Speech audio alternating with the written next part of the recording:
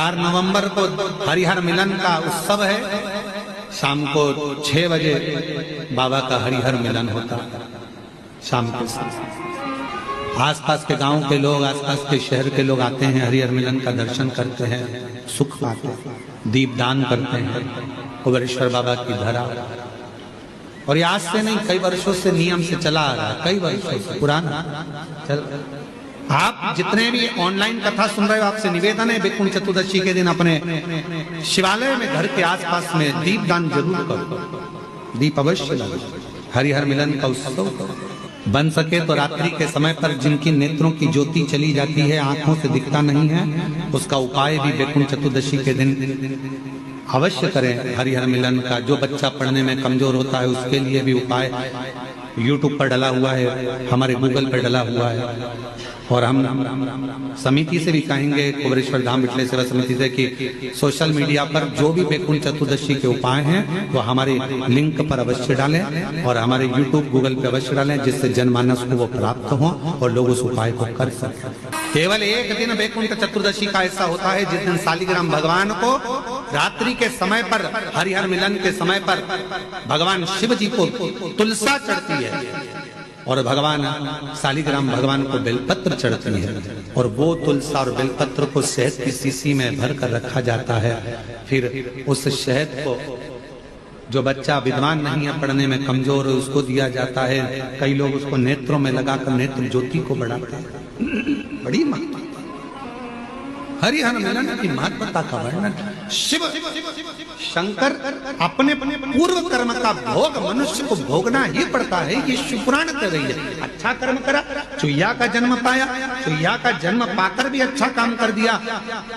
दिए में जल पीने के लिए गई थी और उससे उसके मुख से बत्ती बढ़ गई, दिया और तेज प्रज्वलित हो गया।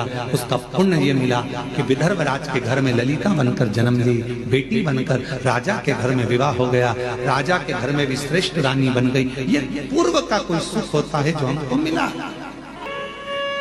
धाम पर बैठकर आपने जो 108 बार श्री शिवाय नमस्तुभ्यं कहा, उसको पुण्यदायक है आपके कार्तिक। इस कथा में जो विषय रखा है वो हरिहर रखा है, हरिहर शुक्र। क्योंकि वैकुंठ चतुर्दशी आएगी बीच में, और वैकुंठ चतुर्दशी के दिन हरिहर मिलन का थोड़ा सा महत्व ज्यादा होता है। आप लोगों को भी पहले वर्णन किया कि हरिहर मिलन का जो बेलपत्र और तुलसी का दल होता है, वो बुद्धि के लिए, चित्त के लिए, हमारे शरीर के विकास के लिए, बुद्धि के विकास के लिए बहुत जरूरी होता है। बीच में कथा में अपन उसको लेंगे। आप सबसे निवेदन है, कल हरिहर मिलन के दिन आपके घर में शिवलिंग होगा और लड्डू गोपाल होंगे। रात्रि के समय पर, शाम को नहीं, मध्य रात्रि, अगर नींद खुली रहे तो 11 बजे के बाद में, रात्रि को 11 के बाद अगर नींद खुली रहे, और नींद नहीं खुली रहे तो फिर तुम रात को 8-9 बजे चढ़ा के भी सो जाओ तो कोई बात नहीं हो, भगवान तो बोलेगा। शंकर भगवान पर पहले बेलपत्री चढ़ाना, लड्डू गोपाल के सामने तुलसी का दल चढ़ाना, अपने मन की कामना कर कर हरिहर मिलन कराना। थोड़ी देर तक या तो सवेरे के समय ही चढ़ा दो, दिन भर चढ़े रहने दो, रात्रि के समय पर जब फ्री हो जाओ तब घी का दिया लगाकर बेलपत्री उठाना, वो उठाकर भगवान शालिग्राम जी पर या लड्डू गोपाल पर या मेरे कृष्ण पर या नारायण पर या भगवान विष्णु पर, जो भी तुम्हारे यहाँ मूर्ति हो लड्डू गोपाल की आदि की, उन पे चढ़ा देना और भगवान की तुलसी उठाकर अपनी कामना कर कर मेरे देवाधिदेव महादेव के शिवलिंग पर चढ़ा देना।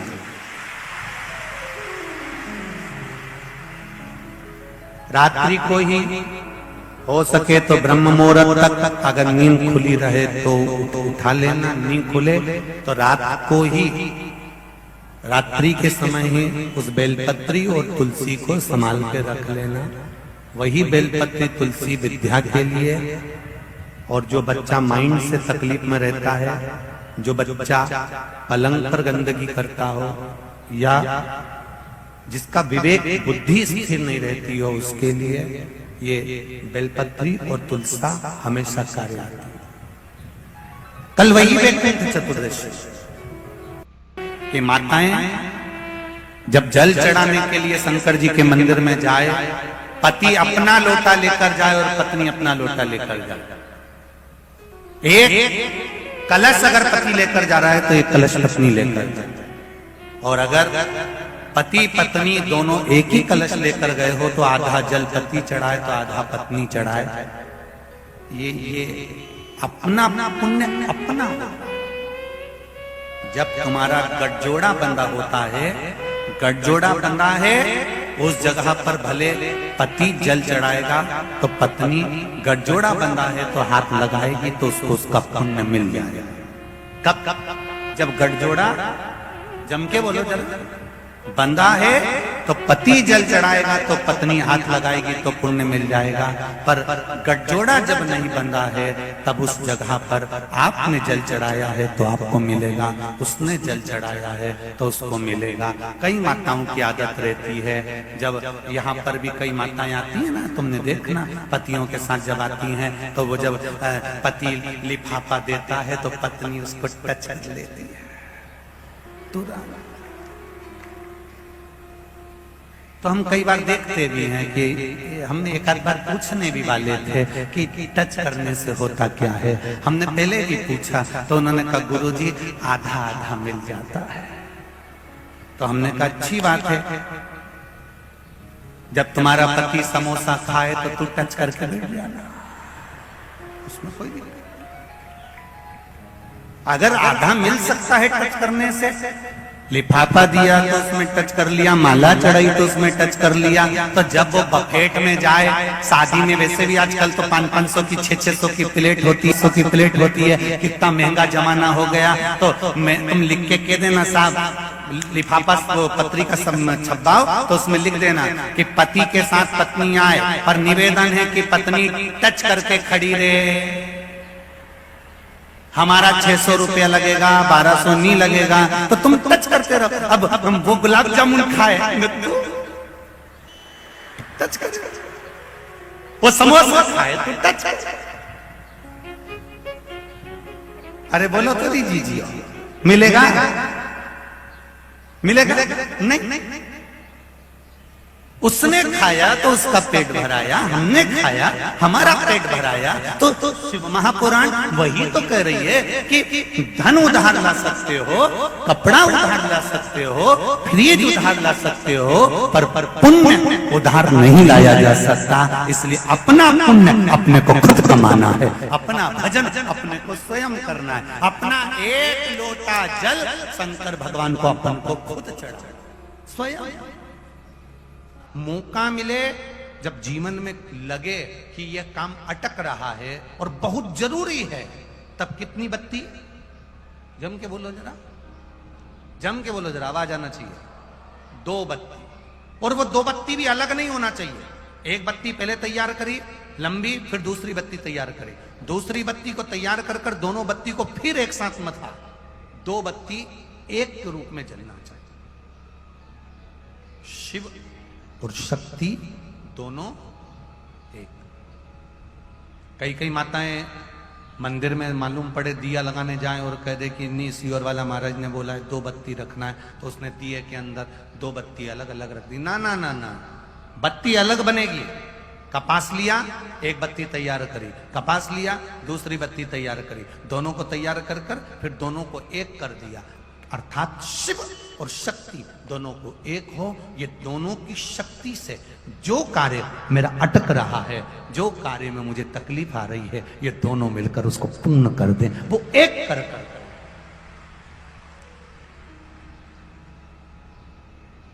कहीं कहीं आप लोगों ने देखा महाराष्ट्र साइड में और दक्षिण में महाराष्ट्र साइड में और दक्षिण में आप लोग देखना, महाराष्ट्र की जो माताएं होती हैं, दक्षिण साइड के लोग होते हैं, या राजस्थान मारवाड़ के जो लोग होते हैं, वो पतली पतली बत्ती के 108 बत्ती बना लेती हैं। आप लोगों के यहाँ भी ऐसा होता होगा, इधर नोएडा साइड में भी इधर करते होंगे, पतली पतली बत्ती बना 108 बत्ती का उसने एक 108 बत्ती जोड़ी और उसमें उसने ऐसा बांध लिया। बांधने के बाद कार्तिक महीने में उसको बना कर रखा, घी में भिगो कर रखा, फिर उसको जलाया। बोलो देखा है कि नहीं देखा? किस किस ने देखा है? आप लोगों ने यहाँ भी देखा होगा, वृंदावन में बांके बिहारी जी के यहाँ, या फिर यमुना जी के घाट पर, या गंगा जी के घाट पर, हरिद्वार में आपने देखा होगा। कई माताएं पतरी पतरी बत्ती बनाती है और बत्ती बनाने के बाद उसकी 108 करके उसको बांध कर फिर घर से लेकर जाती है, घी के दिए में उसको रख कर फिर उसको जला देती है।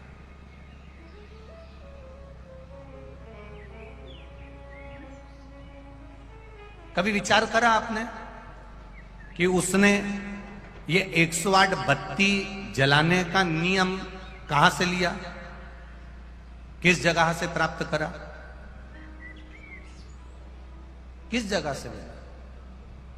तो जो 108 बत्ती जला रहे हैं ये नियम कहां से लेकर आए? तो कहा कालिंग राज के, कालिंग का जो राज्य था उसके जो राजा थे अरिदम, अरिदम का जो पुत्र था दम, उस दम ने प्रत्येक शिव मंदिर में 41 तरह के दीप प्रज्वलन करना बताया। 41 तरह का दीप प्रज्वलन, एक बाती का, लंबी बाती का, फूल बाती का, कलेबा या मौली नाड़ा जो होता है इसका दीप, वस्त्र का दीप, लकड़ी का दीप, ये 41 दीपों की महत्वता बताई है दम ने।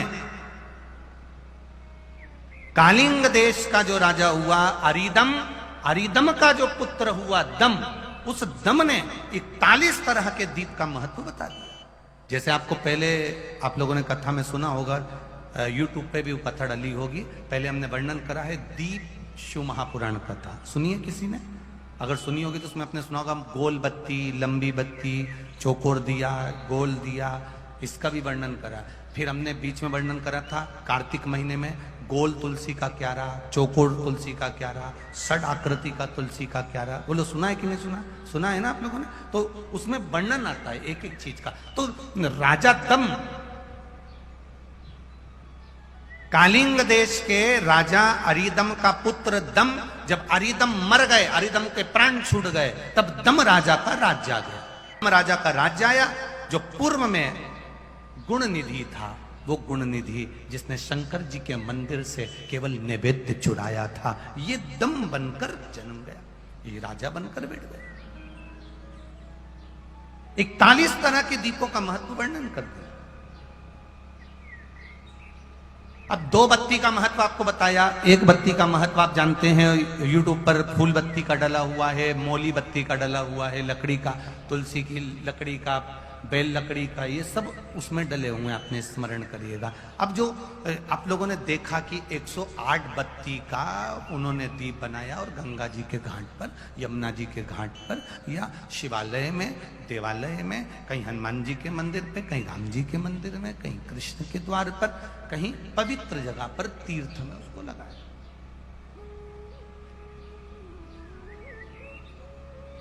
तो दम की कथा कर रही है। कालिंग राज के राजा दम ने ये 108 बत्ती का दीप क्यों बनाया? आखिर इसको जरूरत क्या पड़ गई? अब आज के जमाने में आप कुछ भी करते हो ना, तो लोगों को लगता है किसी ने बताया होगा तो कर रहे। ना ना ना ना, आप कुछ कर रहे हो तो उसके पीछे कारण हो सकता है। आखिर 108 बत्ती, लंबी बत्ती बनाना, पतली पतली बत्ती बनाना, फिर उसको इकट्ठा करना, फिर धागे से लपेटना, घी में डुबोना, फिर दिए में लगाकर उसको जलाना, गंगा जी के घाट पर, यमुना जी के घाट पर, या कहीं पवित्र नदी के घाट पर, या किसी तीर्थ में जाकर उसको जलाना, उसका कारण क्या?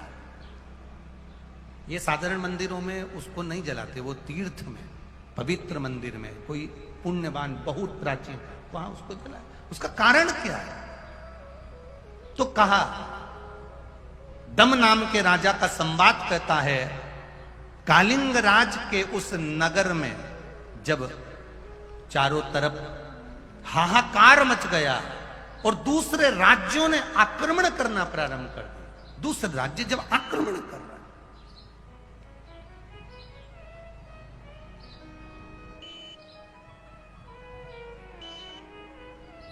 एक तुम्हारा छोटा सा प्लाट, बहुत अच्छे से समझो, पहले अपनी बात पे समझेंगे तब अपन कथा तक पहुंचेंगे। अपना एक छोटा सा प्लाट, उस प्लाट पर रजिस्ट्री तुम्हारी, पैसा तुमने खर्च कर दिया और उस प्लाट पर कब्जा दूसरे ने कर लिया। एक छोटी सी जगह, और छोटी सी जगह तुमने चलाते चलाते चलाते चलाते 8 साल हो गए, 10 साल हो गए, 10 साल में तुमने उसको जमा लिया।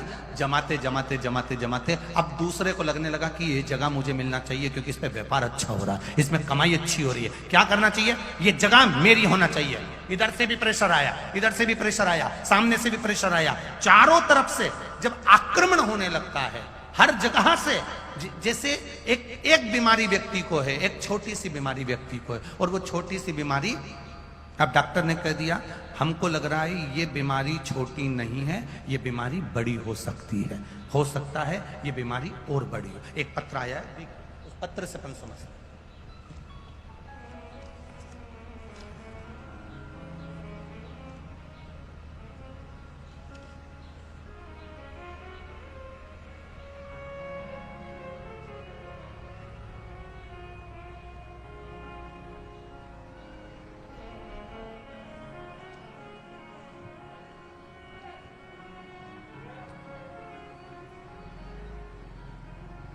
सुनीता शर्मा, एटा, उत्तर प्रदेश की रहने वाली हूं, मेरा मोबाइल नंबर ये है। सुनीता शर्मा कहीं बैठी हो तो हाथ हिलाइएगा, दोनों हाथ। सुनीता जी शर्मा कहीं बैठी हो तो दोनों हाथ ऐसे हिला देना। अगर कैमरे वालों को दिख जाए तो ठीक है, अगर कहीं दूर बैठी हो तो कोई बात नहीं। सुनीता शर्मा, एटा, उत्तर प्रदेश की रहने वाली हूं गुरुदेव। 15/2/2023 को बाबा के धाम कुबेरेश्वर धाम आई थी। रुद्राक्ष नहीं मिल पाया था, पर मैं बाबा को प्रणाम कर कर आ गई थी। गुरुदेव, 2020 से बाबा की भक्ति में लीन हूं। 2020 में ही मुझे कैंसर बीमारी हो गई थी। डॉक्टर ने 4th स्टेज का कैंसर बोल दिया था। गुरुदेव, 4th स्टेज का जब कैंसर हुआ, डॉक्टर ने कुछ दिन दिए थे, कुछ समय दिया था कि ये इतने महीने तक जिंदा रहेगी, उसके बाद चली जाएगी। गुरुदेव, बचने की उम्मीद नहीं थी। डॉक्टर जवाब दे दिए थे, घर में 2 बेटियां हैं गुरुदेव। भगवान से बस इतना प्रार्थना करती रहती थी पलंग पर पड़ी पड़ी, मुझे मार देगा पर मेरी बेटियों का क्या होगा, कृपा करना बाबा, एक मौका दे दे, बेटियों को मंगल विवाह कर दूं, इनकी शादी कर दूं।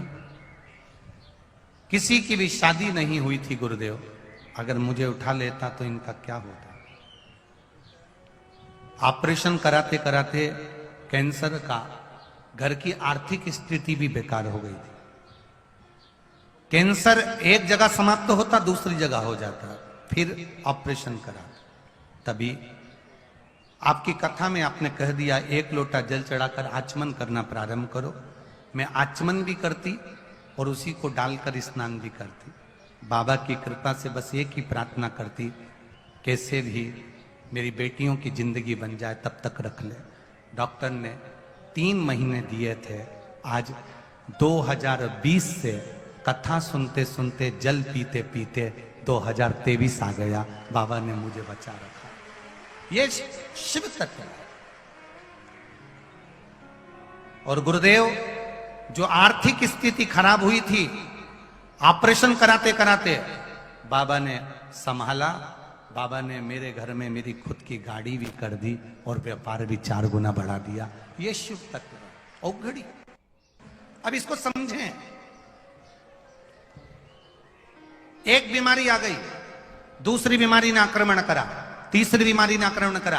अभी तक केवल शुगर थी, अब बीपी, थायराइड, ये वो सब ऊपर से आक्रमण करने लगे।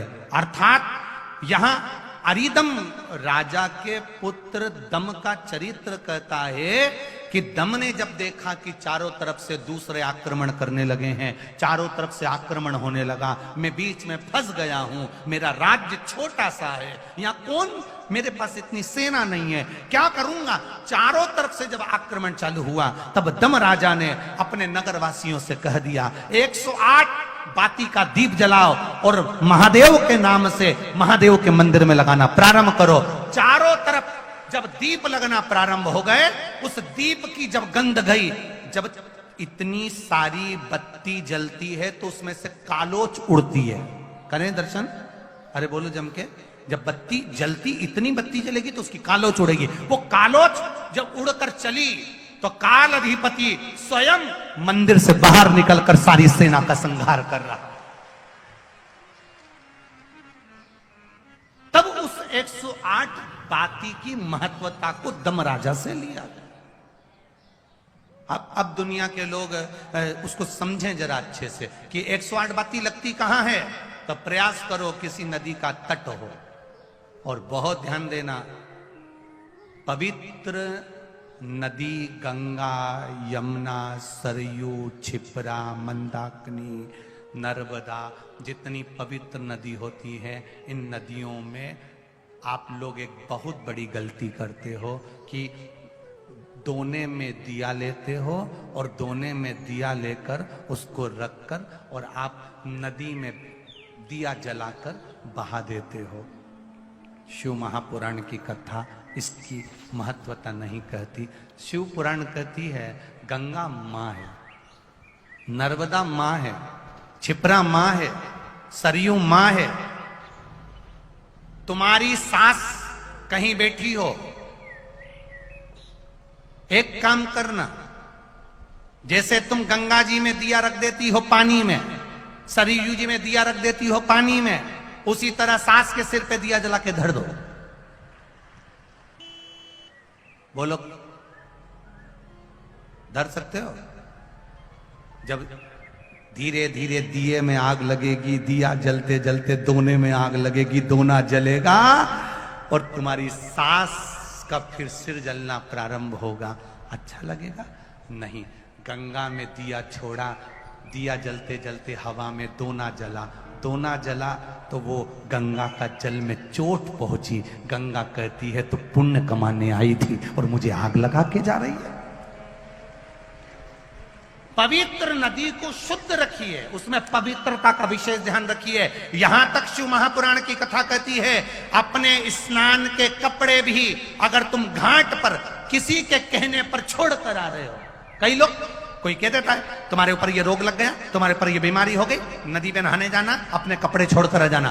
पहले तो वो महाराज ढूंढो जिसने कहा कि पवित्र नदी पर अपने कपड़े छोड़कर आओ। नदी को हमेशा, पवित्र नदी को पवित्र रहने दो। मेरे राम जी जब चित्रकूट होते हुए चले गए, मेरे राम जी जब अयोध्या से लंका तक गए, बीच में इतनी पवित्र नदी पड़ी थी, मेरे राम जी ने एक जगह पर ये अपने वस्त्र को नहीं छोड़ा, न वस्त्र को पानी में निचोड़ा। मेरे राम जी ने स्नान करा, स्नान कर कर पानी ले जाकर दूर अपने वस्त्र को निचोड़ा, कहीं ये मेरे वस्त्र का पानी पवित्र नदी में ना चले जाए। वो मेरे राम थे जो मार्ग बताते जा रहे थे। और आज के जमाने में लोग, एक जनी ने दिया जला के छोड़ा, बड़ी खुश हुई, वो भेरिया, वो भेरिया, वो भेरिया, वो भेरिया, वो भेरिया, इतनी दूर तक चले गया। अब गंगा जी ने भी कह दिया अब की तो आ गई, अगली बार आ, अगली बार आ, अगली बार आ।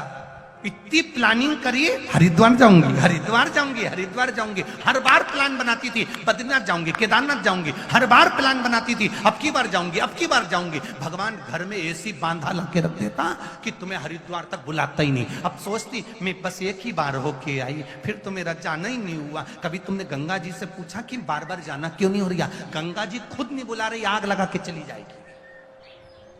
गंगा जी खुद नहीं बुला। पवित्रता का ध्यान रखिए, हम उसकी शुद्धता का ध्यान रखिए। हमने गंगा, यमुना, सरयू, सरस्वती, क्षिप्रा आदि को कैसे कैसे पवित्र रखना। 108 बाती का महत्व क्या है? दीपदान का महत्व क्या है? दीपदान का महत्व किसको कहते हैं? दीपदान कैसे करा जाता? कार्तिक के महीने में, नदी में नहीं, कार्तिक महीने में दीपदान करा जाता है। शिव पुराण कह रही है, शंकर भगवान की कथा कह रही है, शिव तत्व कह रहा है। घाट पर गंगा का पानी, यमुना का पानी छोड़कर, दिया जलाकर, दिखाकर, पूर्व की ओर मुख कर कर, भगवान की ओर स्मरण कर कर, अपने पूर्वजों का नाम लेकर घाट पर दिया रखा जाता है, ना कि नदी में छोड़ा जाता है। अब तुम तो इतने खुश होते हो कि नदी में छोड़ दिया, मैया ने ले लिया। मैया से तो पूछो कि उनकी हालत क्या है। तुलसी जी में दिया लगाने चली, तुलसी जी के क्यारे के अंदर ही दिया रख दिया। तुलसी जी ने पवन देवता से कहा, हवा चलाओ, मुझे आग लग रही है। पवन देवता ने हवा चलाई, तब तुलसी मैया हिली। इसको लगा कितनी प्रसन्न हो रही है तुलसी मैया। ये दिया लगा लगा के रखती, दिया फिर बुझ जाता, फिर लगाती, फिर बुझ जाता, हवा तेज हो जाती। कभी कभी तुमने तुलसी जी में दिया लगाया, हवा तेज चल गई, क्यों चली? क्योंकि तुलसी जी को लगता है ये क्यारे में रखकर जाएगी और मुझे आग लगा के जाएगी, थोड़ा दूर रखो, दूर। मंदिर में भगवान से दिया दूर रखो, दूर। हम उसको समझ नहीं पा रहे। 108 बाती के दीप की महत्वता दम राजा का चरित्र कह रहा है।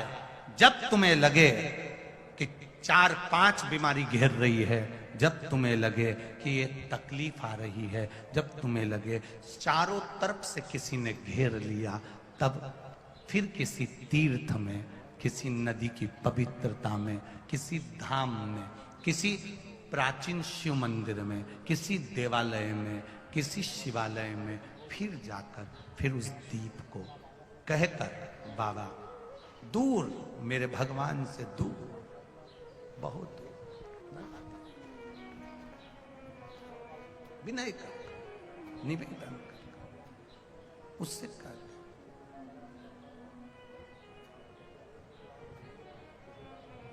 महाराज बस उसके स्मरण में हरिओम में ओम समाया है, मेरा भोला नगर में आया है।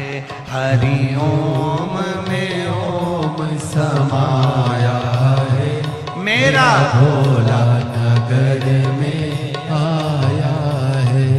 मेरा भोला नगर में आया है, मेरा भोला नगर में आया है। मेरा भोला नगर में आया है, मेरा भोला नगर में आया है।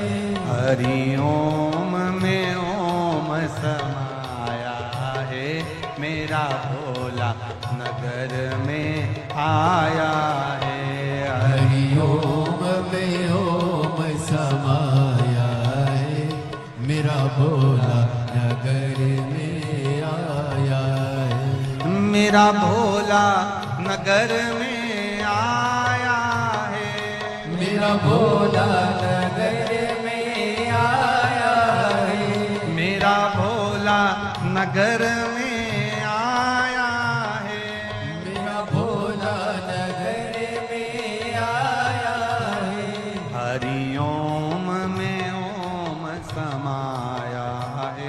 मेरा भोला नगर में आया है। हरि ओम में ओम समाया है, मेरा भोला नगर में आया है।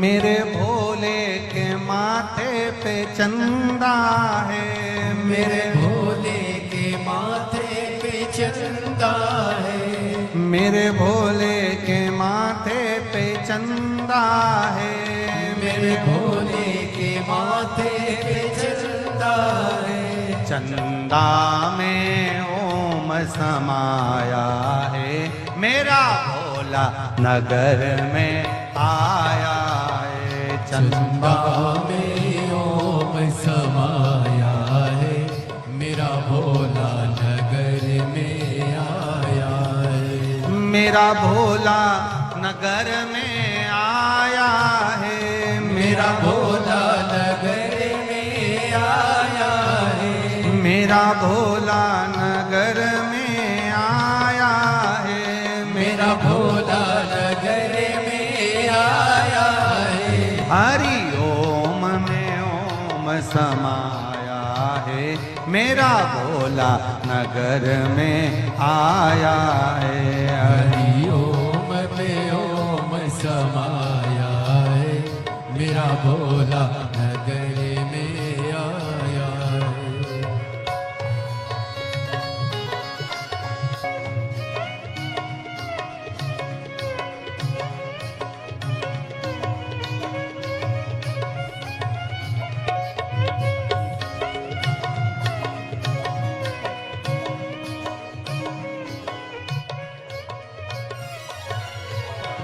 मेरे भोले के हाथों में डमरू है, मेरे भोले के हाथों में डमरू है, मेरे भोले के हाथों में डमरू है, मेरे भोले के हाथों में डमरू है। ओ डमरू में ओम समाया है, मेरा भोला नगर में आया है।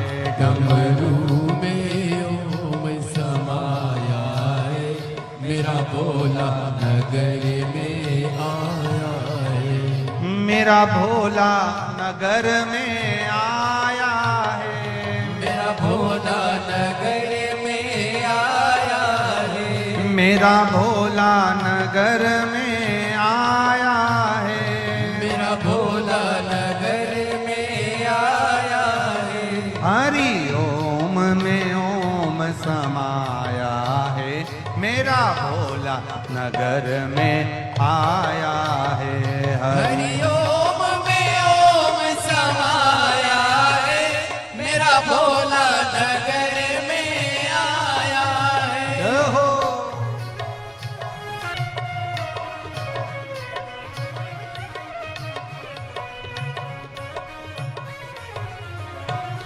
मेरे भोले के मस्तक पे गंगा है, मेरे भोले के मस्तक पे गंगा है, मेरे भोले के मस्तक पे गंगा है, मेरे भोले के मस्तक पे गंगा है। ओ गंगा में ओम आया है, मेरा भोला नगर में आया है।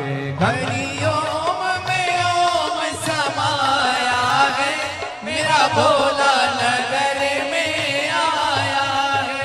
हरि ओम में ओम समाया है, मेरा भोला नगर में आया है। हरि ओम में ओम समाया है, मेरा भोला नगर में आया है। ओम मेरा भोला नगर में आया है, मेरा भोला नगर में आया है। ओम मेरा भोला नगर में आया है, मेरा भोला नगर में आया है। हे हरि ओम में ओम समाया है, मेरा भोला नगर में आया है।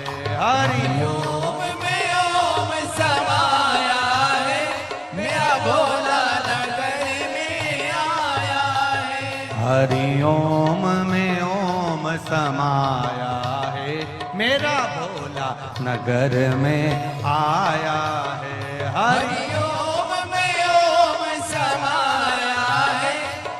भोला नगर में आया है।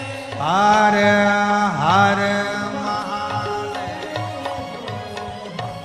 अपने स्थान पर बैठकर भगवान शिव से अपने हृदय की बात बड़े बाबा से दिल अपने भाव से अपनी जगह बैठ आनंद के साथ भगवान देवादिदेव महादेव से अपने हृदय की बात मूल मंत्र का स्मरण करते हुए भाव से बाबा से करें।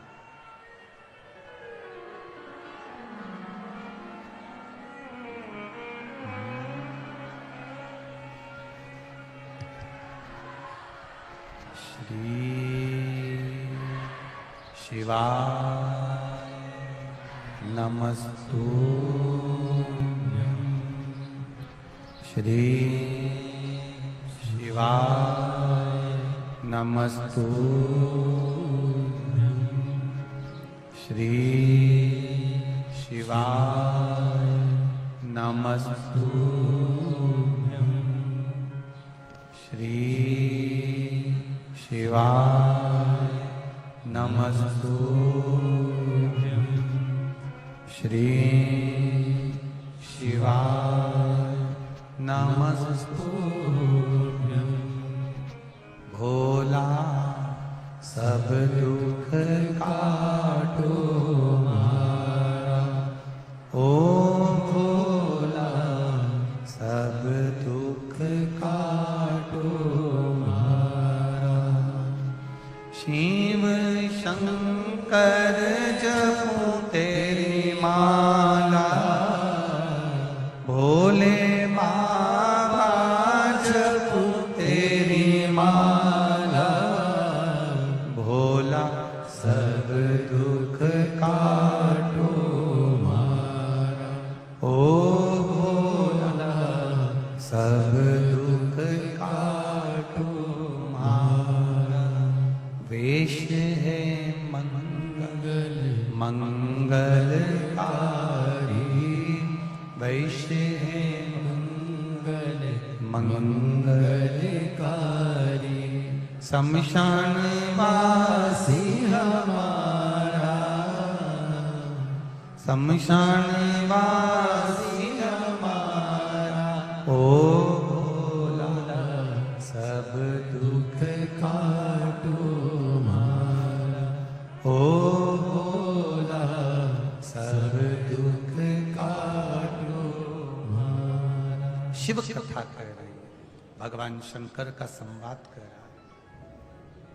108 बाती का महत्व, 2 बाती की मूलता, उसी तरह अनेक बाती का महत्व दम राजा की कथा कहती है। समय आया दम राजा के प्राण छूटे, जिसने शिव मंदिर से मात्र थोड़ा सा नैवेद्य चुराया। मरने पर दम राजा बना, वहां से छूटा। पद्मकल्प के अंतर्गत उलस्त बाबा के यहां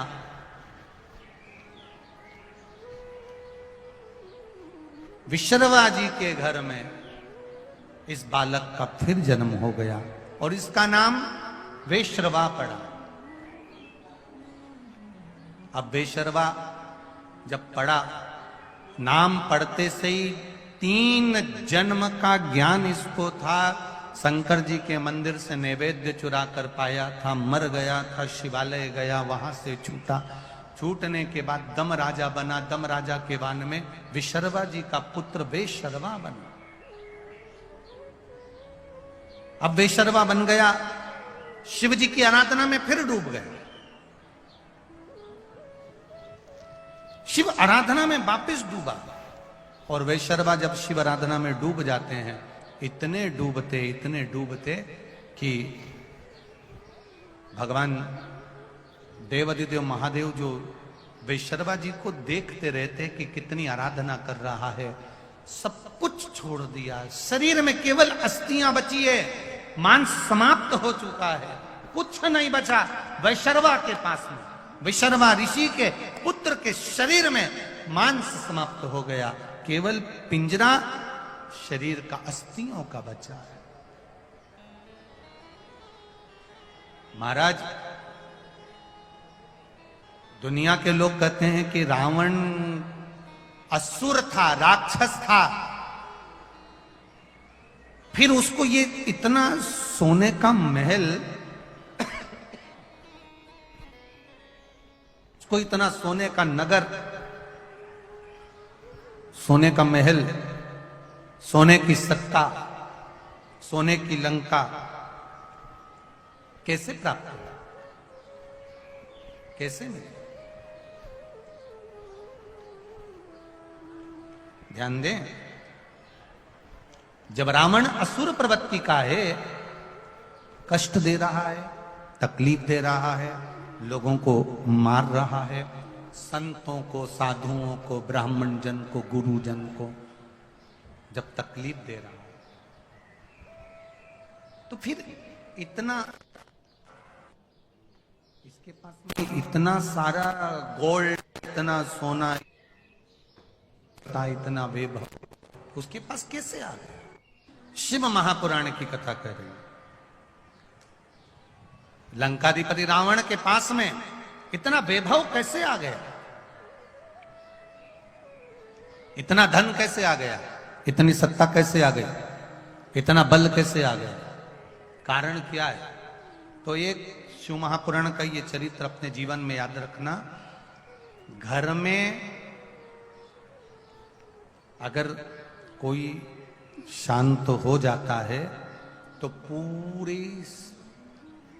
पूरे परिवार में सूतक लग जाता है। अगर एक घर में अगर एक कुछ गमी हो जाए तो पूरे परिवार में सूतक लग जाता है। उसी तरह शिव पुराण कहती है, घर में अगर एक भगवान शंकर की आराधना करने वाला हो जाए तो पूरे घर में वैभवों की कमी नहीं हो पाती।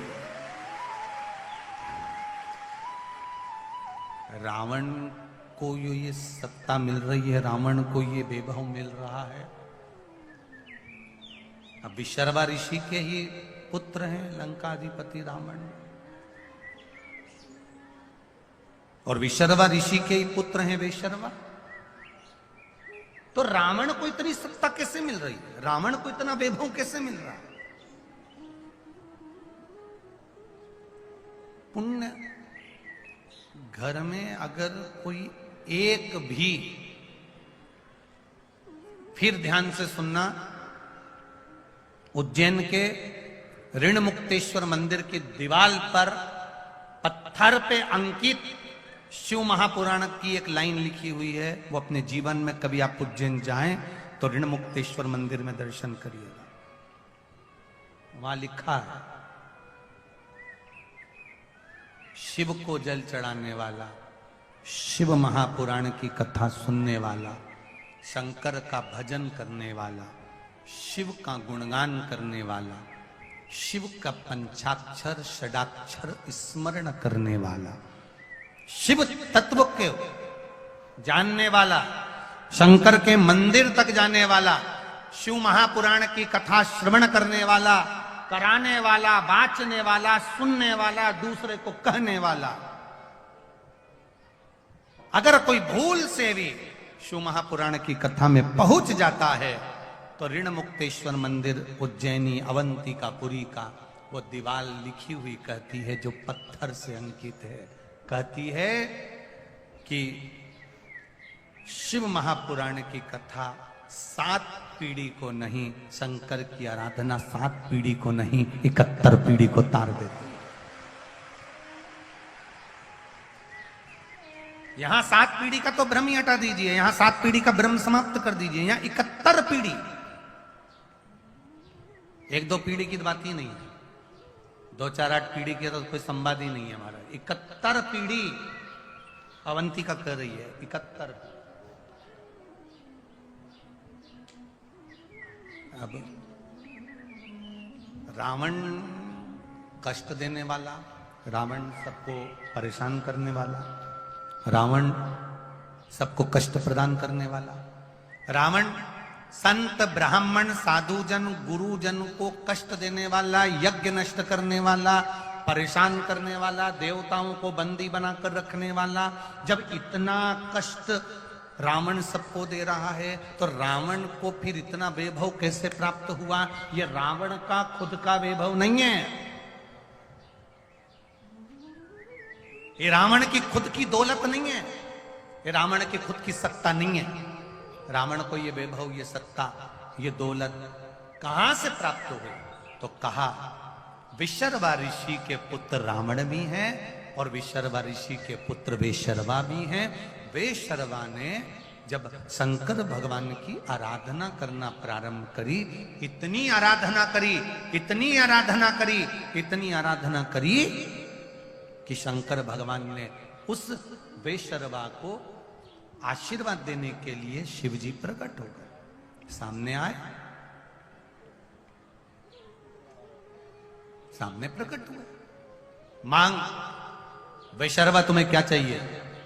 वैशर्वा ने जैसे ही नेत्र को खोला, शिवजी का इतना प्रकाश कि वैशर्वा की आंखें बंद हो गई। शिवजी ने कहा मांग लो, तुमको क्या चाहिए? शंकर जी कह रहे मांगो, तुम्हें क्या दिया जाए? नेत्र खोल रहा है, फिर आंखें बंद हो जाती है, फिर नेत्र खोले, फिर आंखें बंद हो गई। अब की बार आंख बंद कर कर कह रहा है प्रभु मांग लूं? हाँ मांग। शिवजी ने कहा मांग लो, मांग तुझे क्या चाहिए? आपके चरणों का दर्शन हो जाए। इतना प्रकाश है कि मैं आपके चरण का दर्शन भी नहीं कर पा रहा हूं, आपके चरणों का दर्शन हो जाए, बस कृपा कर दो। शिवजी ने प्रकाश को थोड़ा कम करा, गला पकड़ रहा, शिवजी ने प्रकाश को थोड़ा कम करा और प्रकाश कम करा, भगवान शंकर के चरण का दर्शन वैशर्वा को हो गया। वैशर्वा ऋषि के पुत्र वैशर्वा को जब भगवान के चरण का दर्शन हुआ, तब चरण का दर्शन करने से पहले वैशर्वा माता पार्वती को घूर कर देखने लगा। नेत्र आए, पर उस नेत्र से वैशर्वा ने सबसे पहले पार्वती जी को घूर कर देखा, पार्वती जी की ओर टकटकी लगा कर देखा, पार्वती जी की ओर देखता जा रहा है। माता पार्वती को क्रोध आ गया, पार्वती जी ने वैशर्वा के एक बाएं नेत्र को समाप्त कर दिया, भस्म कर दिया। वैशर्वा चरणों में पड़ गया, भोलेनाथ मेरा बायां नेत्र माता ने जला दिया, समाप्त कर दिया। शिवजी कहते हैं वैशर्वा, पार्वती जी शिवजी से कहती हैं इसकी बात में मानना, पहले मेरी बात मानो, इसने मुझे घूर कर क्यों देखा? इसने मुझे घूर कर क्यों देखा? इसीलिए मैंने इसके नेत्र को जला दिया। शंकर भगवान पार्वती जी से कहते हैं पार्वती जी तुम समझ नहीं सकती,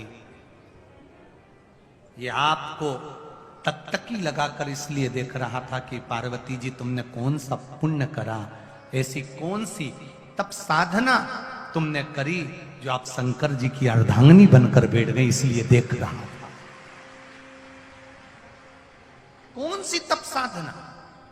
ये सिसोदिया परिवार कथा करवा रहा है, मैं कहूंगा इनकी कौन सी तप साधना? ये उमा पब्लिक स्कूल में कथा हो रही है, इनकी कौन सी तप साधना? कथा 62 सेक्टर में होना थी,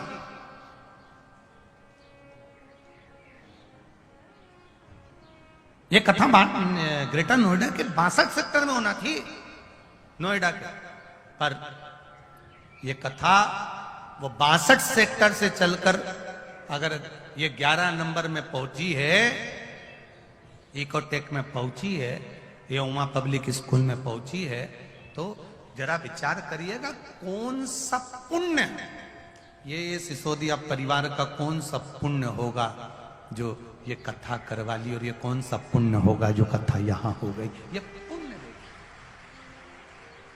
और उस पुण्य में भी 4 चांद लगाने के लिए ददरोवा धाम से संत जी हमारे बीच पधारे, संत हमारे बीच में विराजमान है। ये कृपा नहीं तो और क्या है?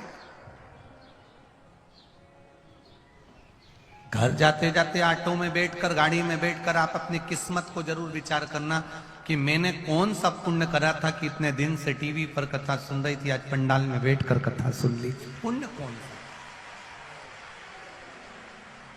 वृंदावन तो मैं जाती रहती हूँ, यमुना जी में स्नान करने जाती रहती हूँ, हरिद्वार भी जाती रहती हूँ, पर ऐसा कौन सा पुण्य था जो सारे तीर्थ चलकर इस ग्रेटर नोएडा की 11 सेक्टर में पहुंच गए? वो पुण्य कौन सा? विचार करिए। 2 पुण्य पर, एक शिव महापुराण की कथा में जाओ या टीवी पर कथा सुनो तो अपने आप को गौरव महसूस करना कि मैंने कोई पुण्य अच्छा करा था, और एक आपके घर में अगर बेटी जन्म ले ले, आपके घर में अगर बेटी का जन्म हो जाए तो अपने आप को गौरव महसूस करना कि सारे तीर्थ मेरे घर में जन्म ले लिए। सारे तीर्थ।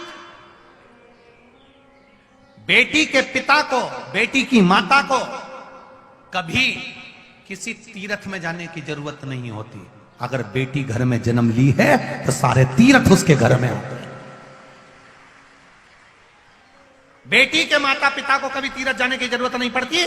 बेटी के माता पिता, जिस बेटी ने तुम्हारे घर में जन्म लिया है, बस बेटियों से एक बात कहना चाहूंगा, माता पिता के घर में बेटी जन्म लेती है तो माता पिता को तीर्थ जाने की जरूरत नहीं पड़ती। सारे तीर्थ बेटी का जहां जन्म होता है वहां आ जाते हैं। बस बेटी से एक निवेदन है कि अपने माता पिता को कन्यादान का मौका जरूर देना, कहीं गलत जगह मत चली जाए।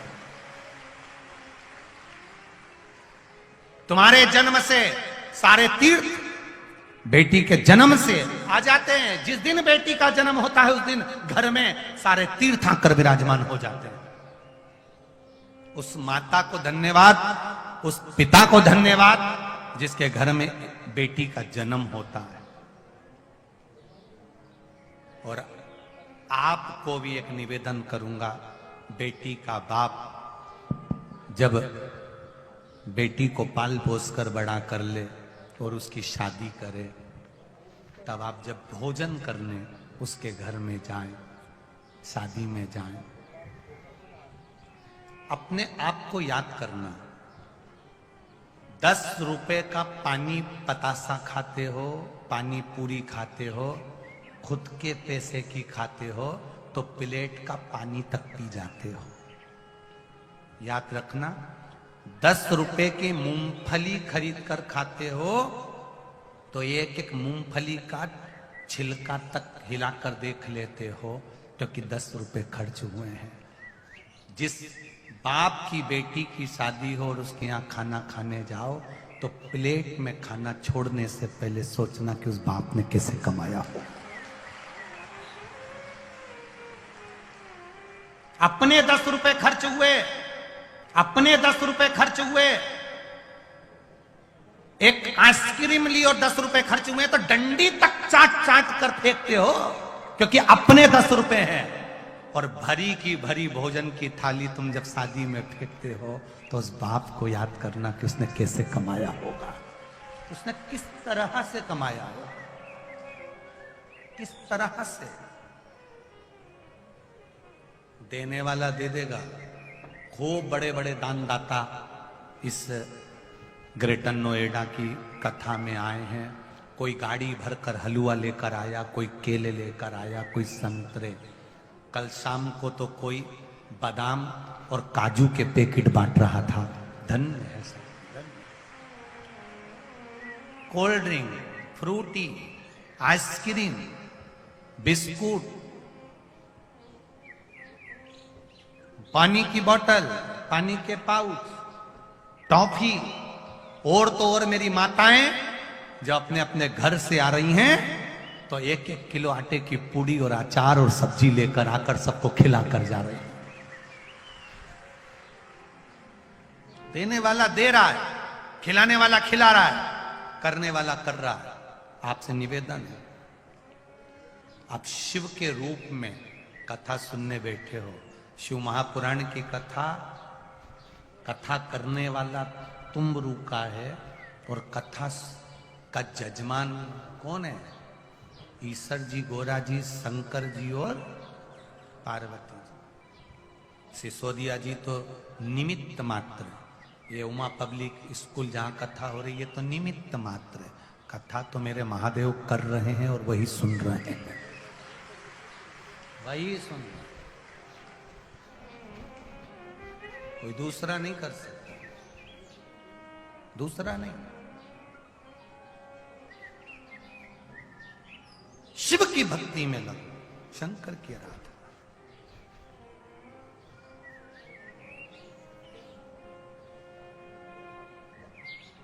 जब शिव भक्ति में लगोगे तो जीवन का एक आनंद पा जाओ। गौरवता महसूस करना, तुम्हारे घर में बेटी जन्म ले तो सारे तीर्थ आ गए। बेटी के कन्यादान में जब जाओ, भोजन करने के लिए जब जाओ, तो स्मरण करना कि अपने पैसे खर्च होते हैं तो 10 रुपए की पानी पतासा का पानी भी पूरा पी जाते हैं। अपना पैसा लगता है तो मालूम पड़ता है कोई बेटी के बाप ने कैसे इकट्ठा करा होगा। 500 रुपए की थाली, 300 रुपए की, 700 रुपए की, 800 रुपए की भरी भराई फेंक दी। सोचो, गिनने से पहले सोचो।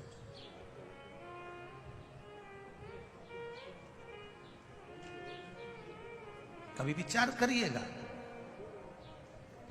कितना दान, कितना धर्म। ग्रेटर नोएडा के जितने भक्त लोग यहाँ पर जितने दूर दूर से गाड़ियां भर भर के सामान ला ला कर बांटे हैं, मेरा तो मन करता है नीचे उतर के आपको दंडवत करूं कि आपकी भक्ति कितनी प्रबल है। धन्य है साहब, साधुवाद।